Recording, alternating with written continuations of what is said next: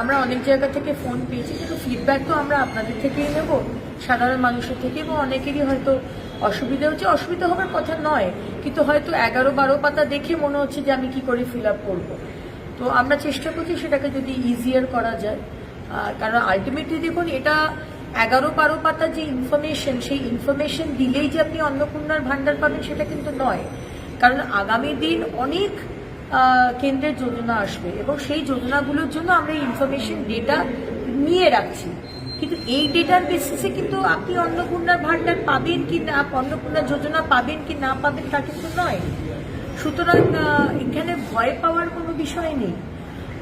আর যে বিষয়গুলো আমি অলরেডি ক্লিয়ার করেছি, যারা ভোটার লিস্টে নাম নেই, যারা আমাদের দেশের ব্যক্তি নয়, যারা একাধিক বিয়ে, যারা ইনকাম ট্যাক্স দেন, যারা সন্তানদের গভর্নমেন্ট সরকার অনুমোদিত ইনস্টিটিউশনে পড়াননি, তাদের আমরা এর মধ্যে, আর কেউ যদি ইনকাম ট্যাক্স দিয়ে থাকে তাহলে আপনি কেন নেবেন? মানে এটা একটা আপনার তো নেওয়াই উচিত নয় আমার মনে হয়। তো এটা আমরা দেবার তো কেউ নেই, এটা তো মানুষের টাকা, আপনাদের টাকা, আপনারাই আপনাদের দিচ্ছেন। সুতরাং আমার মনে হয় যে আসল মানুষগুলো যাতে, অনেকে বলছে যে আপনি তো বলেছিলেন, মুখ্যমন্ত্রী বলেছিলেন যে যা লক্ষ্মীর ভান্ডারে হবে সেই নামটাই ট্রান্সফার হবে, আর আমরা তো জানতাম না সেই সময় যে কোনো পুরুষ, আপনারা তো পুরুষ তারা লক্ষ্মীর ভান্ডার পেয়েছে, ভাবতে পারেন? এটাকে আমি চাইবো যে আমাদের টাকা, আপনার টাকা পুরুষরা পাবে?